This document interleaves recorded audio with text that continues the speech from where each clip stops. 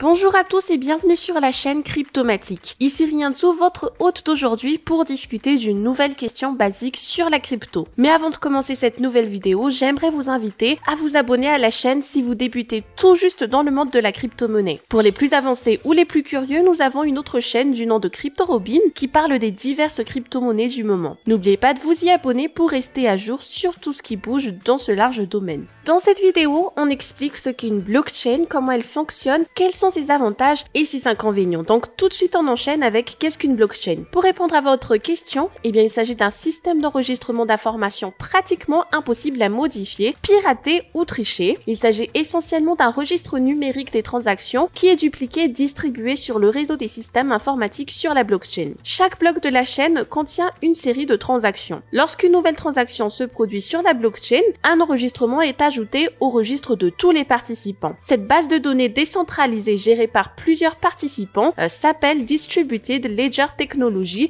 ou DLT. La blockchain représente un type de DLT dans lequel une transaction est enregistrée à l'aide d'une signature cryptographique connue sous le nom de hash. C'est un peu donc comme un document Google qui peut être consulté et modifié par toute personne avec laquelle il a été partagé. Toutes les modifications et révisions apportées sont enregistrées et visibles par tous les invités. Ainsi, lorsqu'une personne ayant accès au fichier partagé fait un changement, tout le monde peut le voir. La même chose se produit dans la blockchain qui est un grand livre partagé et toutes les parties impliquées peuvent accéder et tout le monde dans un réseau de ce type peut vérifier les modifications qui y sont apportées. Comment fonctionne donc la blockchain?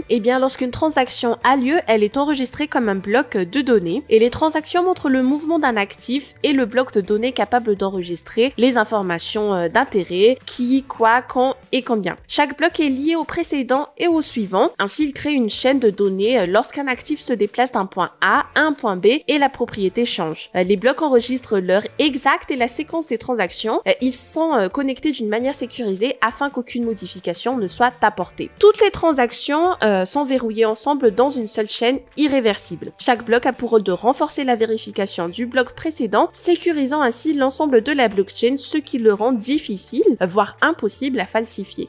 Il faut savoir que la blockchain offre plusieurs avantages, parmi lesquels une plus grande précision des transactions. Cela est dû au fait qu'une transaction blockchain est vérifiée par plusieurs nœuds, les risques d'erreur sont donc extrêmement faibles. La blockchain ne nécessite pas non plus d'intermédiaire, par conséquent, deux personnes qui effectuent une transaction peuvent la compléter sans avoir besoin de l'aide de tiers. Cela signifie que les données restent privées et qu'aucun coût supplémentaire n'est requis pour l'intermédiaire. Les virements sont également plus rapides puisque vous n'êtes pas conditionné par les délais de la banque. De plus, comme expliqué précédemment, il est pratiquement impossible de pirater la blockchain. Les mécanismes de consensus Proof of Stake ou Proof of Work sont généralement utilisés pour sécuriser le réseau. Toutefois, la blockchain a aussi ses inconvénients et l'un d'entre eux étant la limite de transactions par seconde. Par exemple, Bitcoin traite 4,6 transactions par seconde, tandis que Visa en traite 1700 dans le même intervalle de temps. En d'autres termes, l'évolutivité de la blockchain peut être un problème. Le coût de l'énergie est également un problème. Les transactions sur la blockchain ont tendance à être plus chères si le réseau est surchargé et la pollution générée affecte l'environnement. Il existe également un risque de perte d'actifs car les actifs numériques sont protégés par une clé cryptographique. Si cette clé est donc perdue, le capital qui était protégé par cette clé l'est également, car pour l'instant il n'y a aucun moyen de le récupérer. Étant donné que le système est décentralisé, il n'y a pas d'autorité centrale telle qu'une banque pour aider à récupérer les actifs perdus. Un autre aspect important est le fait que la blockchain est décentralisée. Elle est plus privée et plus sécurisée que les canaux traditionnels, ce qui peut la rendre attractive pour les criminels, d'autant plus qu'il est plus difficile de suivre les transactions illégales sur la blockchain que via une banque. Nous pouvons tout de même conclure que la blockchain est une technologie destinée à entrer de plus en plus dans nos vies, comme le montrent les nombreux secteurs de l'économie qui l'adoptent progressivement. Elle est sûre, facile à adopter, idéale pour ceux qui se soucient de leur vie privée. Cependant, les problèmes à résoudre ne manquent pas pour la rendre parfaite. Et c'est tout pour aujourd'hui, j'espère que mes explications vous ont aidé à mieux comprendre ce qu'est la blockchain et comment elle fonctionne de manière générale. Si vous avez des questions ou remarques, n'hésitez pas à laisser un commentaire. N'oubliez pas de vous abonner, d'appuyer sur like et d'activer les notifications pour être informé rapidement lorsque nous publions une nouvelle vidéo. À très bientôt!